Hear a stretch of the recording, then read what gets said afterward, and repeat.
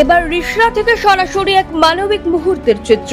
দীর্ঘ প্রতীক্ষার পর বাড়ি ফিরলেন পূর্ণম কুমার সাউ, আর তাকে দেখতে ভিড় জমালেন গ্রামের মানুষ। আনন্দে আত্মহারা হয়ে পড়লেন সবাই।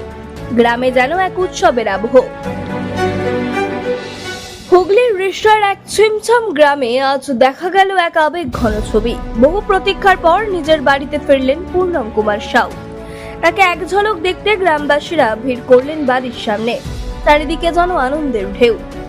অনেকে আবেগ দেখিয়ে কেঁদেই ফেললেন, কেউ কেউ করতালির মাধ্যমে জানান দিলেন তাদের উচ্ছ্বাস।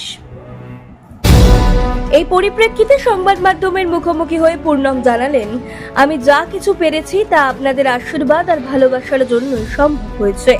আপনারা পাশে না থাকলে আমি আজ এইখানে ফিরতেই পারতাম না। তার কণ্ঠ কৃতজ্ঞতা আর চোখে জল, যেন প্রতিটি মুহূর্ত সাক্ষ্য দিচ্ছে এক সাহসিক যাত্রার। গ্রামবাসীরা বলছেন, পূর্ণম আমাদের গর্ব। আমরা ওকে ফিরে আনতে পেরে খুব খুশি।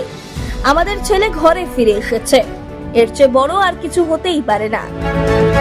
পূর্ণম কুমার সাউয়ের ফিরে আসা শুধু তার পরিবারের জন্য নয়, গোটা গ্রামের জন্যই এক জয়।